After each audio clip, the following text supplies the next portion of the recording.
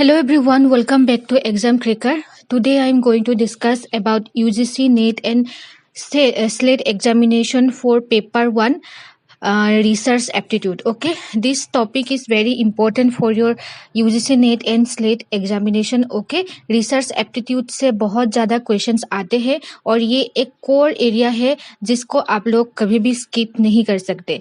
And हम लोग आज discuss करेंगे कुछ questions based on research aptitude. हम लोगों ने यहाँ पे जुलाई 2018 to नवंबर 2017 में जितना research related questions आया था हम लोग आज ये डिस्कस करेंगे. So this lesson is based on the previous year questions paper for research aptitude part. Okay, so let's start our first question. Question number 1. There are two sets given below. Sets 1 specify the types of research while set 2 indicates their characteristics. So यहाँ पे दो set दिखाया जाएगा जहाँ पे एक research का specification दिखाया जाएगा और उसका कैरेक्टरिस्टिक दिखाया जाएगा. ठीक है, सो यहाँ पे आप लोग देख सकते हैं ये है research types. These are the research types. Okay, and यहाँ पे इसका कैरेक्टरिस्टिक दिखाया है. सो हम लोग पहले देख लेते हैं. फंडामेंटल रिसर्च के बारे में बोला है, applied research, action research and evaluative research. Okay, so fundamental research क्या होते हैं हम लोगों ने जो डिस्कस किया था कि fundamental research basically theory formulation के लिए होता है. एक नया थ्योरी आप लोग डेवलप करना चाहते हैं देन ये हो जाएगा फंडामेंटल रिसर्च. तो यहाँ पे हम लोग देखेंगे कि कैरेक्टरिस्टिक्स में कहाँ पे थ्योरी के बारे में लिखा है. सो ऑप्शन 1 में देखिए यहाँ पे finding out the extent of perceive impact on the intervention. नहीं, यहाँ पे थ्योरी के बारे में कुछ भी नहीं बोला है. Number 2, developing an effective explanation through theory building. So यहाँ पे एक थ्योरी के बारे में बोला है.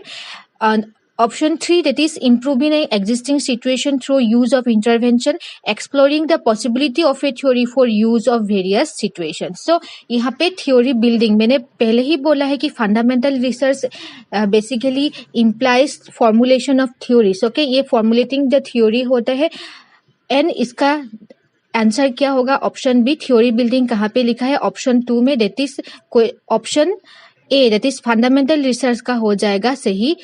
Option 2 that is developing an effective explanation of a theory building. Next हम लोग डिस्कस करते हैं अप्लाइड रिसर्च. अप्लाइड रिसर्च जो होते हैं, फॉर एग्जांपल आप लोगों ने किसी एक पर्टिकुलर टेक्नोलॉजी को डेवलप कर लिया है. ठीक है, उसको आप लोग कहीं पे अप्लाई करना है. सो अप्लाइड रिसर्च में हमेशा किसी भी सिचुएशन में हम लोग कुछ जो रिसर्च क्या है वो अप्लाई करते हैं. ठीक है, for specific social and business issue. So कहाँ पे ये बोला गया है हम लोग देख लेते हैं. Finding out the extent of perceive impact on intervention. नहीं, यहाँ पे इंटरवेंशन नहीं होगा क्योंकि हम लोगों को इंटरवेंशन नहीं करना है, हम लोगों को सिर्फ अप्लाई करना है. Right, so improving an existing situation through use of intervention, exploring the possibility of a theory for use of various situation. देखिए यहाँ पे जो सही आंसर होगा अप्लाइड रिसर्च का that is option 4. Okay, exploring the possibility of a theory for use of. So हम लोगों ने जो थ्योरी डेवलप कर लिया वो वेरियस सिचुएशन में अभी क्या करना है? अप्लाई करना है. ठीक है, इसका हम लोगों ने निकाल लिया. ए का हो जाएगा 2 एंड बी का हो जाएगा 4. ठीक है, A2 एंड B4. सो यहाँ पे देखिए कोट्स को देख लेते हैं. A2 B4 कहाँ पे है? A2 यहाँ पे है और यहाँ पे भी है एंड B4 यहाँ है मगर B4 यहाँ नहीं है. ठीक है, सो हम लोगों का सही आंसर हो जाएगा ऑप्शन 1. ओके, हम लोग फिर से दो ऑप्शन दे के ही हम लोग क्वेश्चन सॉल्व कर सकते हैं. फिर भी आप लोगों के तसल्ली के लिए मैं C3 एंड D1 भी डिस्कस कर देती हूँ. सो C3 में आप लोग देख सकते हैं एक्शन रिसर्च है. एक्शन रिसर्च कहाँ पे यूज होता है? बेसिकली फॉर एग्जांपल इंटरवेंशंस के लिए एक्शन रिसर्च यूज होते हैं. ठीक है, improving existing situation through use of intervention. So ये जो हो जाएगा इसका सही आंसर होगा. Evaluative research. Okay, evaluative research में हम लोग क्या करते हैं? इंटरवेंशन करते हैं. ठीक है, सो किसी पे भी हम लोग ने क्या कर लिया है? किसी एक काम कर लिया, एक एक्ट कर लिया हम लोगों ने, इसको हम लोगों को इवैल्यूएट करना है. इवैल्यूएट करने के लिए उसको इंटरवेंशन करना है. ठीक है, सो ऐसे जो है आप लोग क्वेश्चन सॉल्व कर सकते हैं. सो यहाँ पे आप लोगों का फंडामेंटल रिसर्च कंप्लीट हो गया था। Okay, fundamental research, theory building, applied research, जो थ्योरी या टेक्नोलॉजी आप लोगों ने डेवलप कर लिया उसको कहाँ पे अप्लाई करेंगे। एक्शन रिसर्च जो होते हैं वो वेरियस सिचुएशन में इम्प्लीमेंटेशन करना होता है। इवैल्यूएटिव रिसर्च क्या होते हैं, इंटरवेंशन करना होता है। ठीक है, so that's for all, and if you have any doubts you can ask in the comment section below. So question number 2, which one of the following sets of activities based indicate the cyclic nature of the action research. So यहाँ पे बोला है action research में हम लोग कौन सा method use करते हैं, कौन सा कैरेक्टरिस्टिक्स है, कौन सा साइकिक मेथड है जो जिसको हम लोग एक्शन रिसर्च में यूज करते हैं। देखिए, एक्शन रिसर्च में यूज करने के लिए पहले क्या करना होगा, हम लोगों को किसी भी एक एरिया का या किसी भी एक टॉपिक में जो भी टॉपिक हो पहले प्लान करना होगा। ठीक है, प्लान करने के बाद हम लोगों को क्या करना है, उस प्लान को इम्प्लीमेंट करना है। इसका मीनिंग होता है एक्ट करना है। उसके बाद एक्ट करने के बाद हम लोगों ने काम कर लिया, उसको ऑब्जर्व करना है कि वो एक्ट जो हम लोगों ने किया है वो ठीक से किया है कि नहीं। उसके बाद क्या होगा, उसका रिफ्लेक्शन होगा। ठीक है, सो इसका सही आंसर क्या होगा, ऑप्शन 4 दैट इज प्लान करेंगे, उसके बाद एक्ट, उसके बाद ऑब्जर्व, उसके बाद रिफ्लेक्ट हम लोग करेंगे। So answer 4 that is right answer. Okay, question number 3, which of the following sequence of research step is nearer to scientific research. So यहाँ पे बोला गया है कि कौन सा साइंटिफिक रिसर्च का स्टेप्स है। ओके, साइंटिफिक रिसर्च होने के लिए कौन सा स्टेप नेसेसरी है। सो यहाँ पे देखिए, हम लोगों को ढूंढना है कि यहाँ ऑप्शन 1, 2, 3, 4 में से कौन कौन सा ऑप्शन दिया गया है जो हम लोगों को रिसर्च में अप्लाई ही करना है। सो यहाँ पे दिया है suggested solution of a problem. देखिए, हम लोग पहले ही इसको इग्नोर कर सकते हैं। एक प्रॉब्लम है जिसको पहले ही अगर सजेशन हम लोग दे देंगे तो रिसर्च कैसे करेंगे, राइट। सो ये आंसर ऑप्शन जो है वो गलत हो जाएंगे। Perceiving the problem situations, okay, यहाँ पे थोड़ा ये सही है। प्रॉब्लम सिचुएशन को क्या है उसको हम लोगों को देखना है पहले। लोकेटिंग द एक्चुअल प्रॉब्लम, कहाँ पे प्रॉब्लम लोकेट है उसका definition. Hypothesizing, deducing the consequences of the suggested solution. देखिए, हाइपोथेसिस फॉर्मुलेट करने के बाद ही हम लोग कंसिक्वेंस क्या है वो नहीं बोल सकते। उसके लिए सैंपल सिलेक्ट करना होगा, ओके, पॉपुलेशन सिलेक्ट करना होगा। सो ये भी हम लोगों का गलत हो जाएंगे। सो नेक्स्ट देखते हैं, ऑप्शन 3 में देखते हैं definition of a problem. Okay, जो प्रॉब्लम है उसका डेफिनेशन निकालना है। Identifying the causes of the problem, उस प्रॉब्लम का कॉज क्या है। डेफिनेशन ऑफ ए प्रॉब्लम का डेफिनेशन ढूंढना है। Drawing a sample, collecting data, analysing the result. देखिए, यहाँ पे जो है वो सभी जो है स्टेप बाय स्टेप है। प्रॉब्लम ढूंढ लिया, डेफिनेशन निकाल लिया, कॉजेस को आइडेंटिफाई कर लिया, सैंपल भी हम लोगों ने ड्रॉ किया, सैंपल ड्रॉ करने के बाद हम लोगों ने डाटा कलेक्ट किया, डाटा कलेक्ट करने के बाद हम लोगों ने एनालिसिस किया। सो ये जो है, ये ऑप्शन जो है ये मेरे हिसाब से सही है। फिर भी हम लोग 4 देख लेते हैं। Identifying the causal vectors, definition of the problem, developing a hypothesis, selecting sample, collecting data, arriving at generalization and conclusion।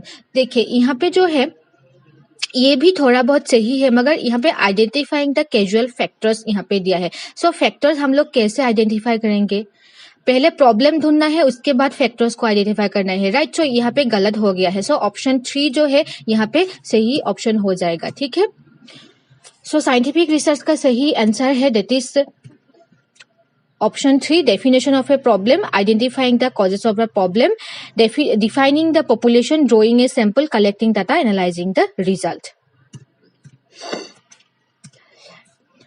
Next question number 4, the problem of research ethics. अभी रिसर्च एथिक्स से रिलेटेड ये question है।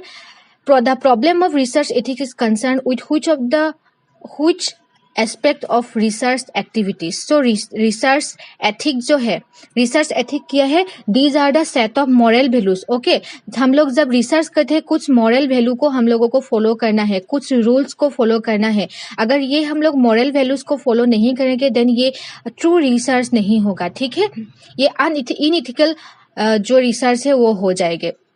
So, which of the following, the problem of research ethics is concerned with which of following aspect of research activities? कौन सा research activities में research ethics जो है वो ज़्यादा concern है? Option 1, that is following a prescribed format of a thesis. जब हम लोग format decide करते हैं thesis का, तब research ethics मायने रखते हैं कि नहीं? नहीं, जब जो format जो होता है उसमें रिसर्च एथिक का इतना ज़्यादा काम नहीं है.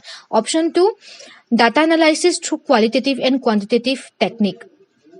Qualitative technique and quantitative technique को यूज करके हम लोग जब डाटा को एनालाइज करते हैं तब भी रिसर्च एथिक का इतना ज़्यादा काम नहीं होता है. Definition of A population of a research, जो पॉपुलेशन है ठीक है उसको डिफाइन करना भी रिसर्च एथिक्स में इतना ज़्यादा इम्पोर्टेंट नहीं है. ऑप्शन 4 देखते हैं, evidence based on research reporting. ये जो है इम्पोर्टेंट है. रिसर्च इथिक्स और रिसर्च रिपोर्टिंग ये दोनों मतलब एक ही है, ठीक है. रिसर्च रिपोर्टिंग में जिस एकदम फाइनल जो स्टेट होता है, हम लोगों ने डाटा कलेक्ट कर लिया, अभी उसका रिपोर्ट बनाना है कि रिजल्ट बनाना है. उस रिजल्ट को आप क्या कर सकते हैं, मॉडिफाई नहीं कर सकते हैं. जो ट्रू रिजल्ट है उसको ही आप लोगों को रिसर्च में डालना है. सो जो रिसर्च रिपोर्टिंग है अगर वो एविडेंस के साथ मैच हुआ होता है तभी वो ट्रू रिसर्च होता है, राइट. सो इसमें जो है आंसर 4 हो जाएंगे. सो रिसर्च रिपोर्टिंग में रिसर्च इथिक बहुत ज्यादा इंपॉर्टेंट फैक्टर होते हैं. सो answer 4 is the right option. Question number 5,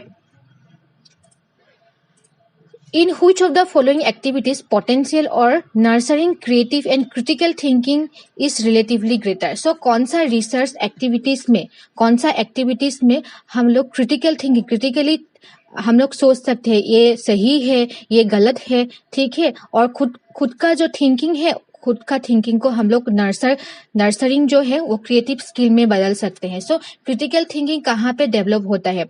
option 1, preparing research summary. Option 2, presenting a seminar paper. Option 3, participation in research conference. Option 4, participation in a workshop. So यहाँ पे देखिए 1 2 3 4 ये सभी option correct ही है. सभी में थोड़ा बहुत क्रिटिकल थिंकिंग डेवलप होते हैं, मगर सबसे बेस्ट ऑप्शन हम लोगों को ढूंढना है, दैट इज ऑप्शन 4 होगा. यहाँ पे हम लोग जब वर्कशॉप खुद जो काम करते हैं, वर्कशॉप में जाते हैं, खुद वहाँ पे पार्टिसिपेट करते हैं, राइट. सो वहाँ पे क्रिटिकल थिंकिंग ज्यादा डेवलप होते हैं. सो इसका जो आंसर होगा, answer 4 is the right option. Okay, next question number 6, which of the following research types focus on the ameliorating of a prevailing situation? ameliorating का मीनिंग होता है समाधान करना. कौन सा रिसर्च टाइप्स में हम लोग जो प्रिवेलिंग सिचुएशन है उसका समाधान कर सकते हैं? फॉर एग्जांपल किसी एक स्कूल में हो गया, किसी स्कूल में एक प्रॉब्लम हो गया, ठीक है, उस प्रॉब्लम को ठीक कर सकते हैं कैसे? कौन सा रिसर्च में हम लोग ये अडॉप्ट कर सकते हैं? फंडामेंटल रिसर्च ये नहीं होगा, बिकॉज पहले ही बोल दिया था मैंने, ये थ्योरी बिल्डिंग का काम करते हैं फंडामेंटल रिसर्च में. अप्लाइड रिसर्च जो ऑलरेडी हम लोगों ने थ्योरी डेवलप कर लिया या किसी टेक्नोलॉजी डेवलप कर लिया, उसको हम लोग कैसे इम्प्लीमेंटेशन करेंगे, ठीक है, ये हो गया अप्लाइड रिसर्च. एक्शन रिसर्च जो होता है, क्या होता है, इंटरवेंशन. अगर किसी पर्टिकुलर सिचुएशन, सोशल या बिजनेस रिलेटेड किसी एक पर्टिकुलर इश्यूज के प्रॉब्लम जो है उसको ठीक करना है, ठीक है, ये हो गया एक्शन रिसर्च. एक्सपेरिमेंटल रिसर्च ये भी नहीं होगा. इसका सही आंसर होगा that is action research. Action research को यूज करके ही हम लोग प्रिवेलिंग सिचुएशन जो होते हैं उसको हम लोग ठीक कर सकते हैं. सो इसका सही आंसर होगा option 3. Okay, next question number 7, in doing action research what is the usual sequence of steps? So फिर से आ गया एक्शन रिसर्च. अगर हम लोग जब करते हैं तो सीक्वेंस क्या है? ये पहले भी ये क्वेश्चन रिपीट हुआ था, राइट. सो नवंबर में भी ये क्वेश्चन रिपीट फिर से आ गया, ठीक है. सो यहाँ जो है सही आंसर क्या होगा? प्लान करना है. पहले प्लान करने के बाद हम लोगों को क्या करना है? एक्ट करना है, PA. उसके बाद ऑब्जर्वेशन करना है वो ठीक है कि नहीं, उसके बाद उसका रिफ्लेक्शन आ जाएगा. सो PAOR ये जो है आपको याद रखना है. So option 2 is the right option. Next question number 8, very important question. This which sequence of research steps is logical in the list given below. यहाँ पे बोला गया है कि कौन सा रिसर्च स्टेप लॉजिकल है. ठीक है, हम लोग रिसर्च में यूज करते हैं, लॉजिकल होता है. सो यहाँ पे भी हम लोगों को ढूंढना है कि जब हम लोग रिसर्च करते हैं, एक थेसिस को फॉर एग्जांपल बनाते हैं, ठीक है, फॉर्मुलेट करते हैं, फॉर्मेट बनाते हैं, कौन कौन सा ऐसा एक होता है, एक्टिविटीज होता है जिसको हम लोग कभी भी इग्नोर नहीं कर सकते. सो यहाँ पे 1 2 3 4 में हम लोगों को यही ढूंढना है. ठीक है, सो पढ़ते हैं option 1, problem formulation, analysis, development, research design, hypothesis, collection of data, arriving at generalisation and conclusion. ठीक है, ऑप्शन 2 को हम लोग पढ़ते हैं, डेवलपमेंट ऑफ रिसर्च डिजाइन. देखिए यहाँ पे रिसर्च डिजाइन दिया है, पहले प्रॉब्लम फॉर्मुलेशन के बारे में बोला, उसके बाद रिसर्च डिजाइन के बारे में बोला, तो ये ऑप्शन जो है गलत ही हो जाएंगे. पहले हम लोगों को प्रॉब्लम के बारे में सोचना है. प्रॉब्लम क्या है, हम लोग रिसर्च कर क्यों रहे हैं, उसका कुछ तो प्रॉब्लम होना चाहिए रिसर्च करने के लिए, तो ये गलत होगा. ठीक है, option 3, problem formulation, hypothesis making, development of research design, collection of data, data analysis, formulation of generalization of conclusion. Option 4 भी देख लेते हैं, problem formulation, deciding about the sample, data collection tools, formulating hypothesis, collection and interpretation of research evidence. So यहाँ पे जो होगा option 3 यहाँ पे करेक्ट होगा. प्रॉब्लम फॉर्मुलेशन हम लोगों ने कर लिया, ठीक है, उसके बाद हाइपोथेसिस भी हम लोगों ने टेस्ट कर लिया, डेवलपमेंट ऑफ रिसर्च डिजाइन, हम लोग कैसे वो रिसर्च को कंडक्ट करेंगे, कलेक्शन ऑफ डाटा. देखिए कलेक्शन ऑफ डाटा ये एक इम्पोर्टेंट पार्ट है. डाटा एनालिसिस, डाटा कलेक्ट करने के बाद एनालिसिस इज इम्पोर्टेंट. देखिए यहाँ पे भी कलेक्शन ऑफ डाटा दे के रखा था, मगर कलेक्शन ऑफ डाटा के बाद हाइपोथेसिस टेस्टिंग दिया था, इसका एनालिसिस नहीं दिया. Formulating, generalization and conclusion. Okay, so यहाँ पे जो होगा option 3 is the right option. So it is logical research steps. Okay, so answer 3 is the right option. Question number 9, select below are given 2 sets research method. Set 1 में research method दिया गया है, set 2 में दिया गया है data collection tools. अभी हम लोगों को मैच करना है. ठीक है, experimental research, ex post factor method, descriptive survey method, historical method. Descriptive survey method जो होता है वो हमेशा क्वेश्चनियर के ऊपर बेस्ड होता है. सोशल साइंस का जितना भी डेस्क्रिप्टिव रिसर्च सर्वे होता है, फॉर एग्जांपल घर घर में जाके आप लोग डाटा कलेक्ट कर ले हैं, वो हो जाएगा डेस्क्रिप्टिव सर्वे. तो उसमें हमेशा क्वेश्चनियर का काम इम्पोर्टेंट होता है. और हिस्टोरिकल रिसर्च में क्या होता है, हम लोग जो सोर्सेस है वो सोर्सेस के ऊपर ही डिपेंड करते हैं. ओके, उसमें हम लोग सर्वे नहीं कर सकते, कि क्वेश्चन नहीं पूछ सकते. हिस्टोरिकल रिसर्च में जो हम लोगों के पास प्राइमरी डाटा है, ठीक है, उसको हम लोग विजिट करेंगे, और जो सेकेंडरी डाटा है उसको भी हम लोग देखना होगा हिस्टोरिकल रिसर्च में. सो ये दोनों ऑप्शन आप लोगों ने अगर समझ लिया, डेस्क्रिप्टिव रिसर्च में क्वेश्चनियर जो है वो इम्पोर्टेंट रोल प्ले करते हैं, हिस्टोरिकल मेथड में जो है using primary and secondary sources को हम लोग देख लेते हैं, देन ये दोनों आप लोगों के लिए एकदम इजी हो जाएंगे. सो हम लोग कोट्स पहले देख लेते हैं. ठीक है, सो कहाँ पे हिस्टोरिकल में D1 होना है, D1 and C2, right. So D1 कहाँ पे है एंड C2 कहाँ पे, हम लोग देखेंगे D1 यहाँ पे भी है एंड C2 यहाँ पे है सिर्फ. सो हमारा आंसर हो जाएगा option 2 is the right option. बाकी सब देखना ही नहीं है, सिर्फ 2 अगर आप लोगों को ऑप्शन पता होता है देन उसका आंसर आप लोग एकदम 1 मिनट ही नहीं 10 सेकेंड 20 सेकेंड में ही आप लोग कर सकते हैं. ठीक है, सो फिर भी हम लोग A3 को देख लेते हैं. एक्सपेरिमेंटल मेथड हो जाएगा स्टैंडर्डाइज टेस्ट. ये बेसिकली साइंटिफिक रिसर्च में बिलोंग्स करते हैं. एक्सपेरिमेंटल मेथड, वहां पे कुछ स्टैंडर्ड टेस्ट हम लोगों को करना पड़ता है, right. Laboratory research is example of experimental research. Option B जो है एक्सपोस्ट फैक्टर मेथड, ये हो जाएगा option for this typical characteristics test. So I hope this things is clear to you all. And आप लोगों को क्वेश्चन 10 हम लोग डिसाइड करते हैं. The issue of research ethics may be considered pertinent at which stage of research. पहले ही मैंने बोल दिया है research ethics is a important part of research reporting, right. Research ethics is a important part of research reporting. So हम लोगों को क्या करना है, रिसर्च रिपोर्टिंग कहाँ है ढूंढना है। प्रॉब्लम फॉर्मुलेशन के बारे में बोला है, यहाँ पे पॉपुलेशन के बारे में बोला है, डाटा कलेक्शन के बारे में बोला है, यहाँ पे reporting of finding. So answer जो है 4 यहाँ पे राइट ऑप्शन हो जाएंगे। ठीक है, ऐसे ही आप लोग एक एक की टर्म्स को पकड़ के इसका आंसर आप लोग सही कर सकते हैं, right. So thank you for watching. If you have any doubts you can ask in the comment section below. Also you can ask in our WhatsApp group.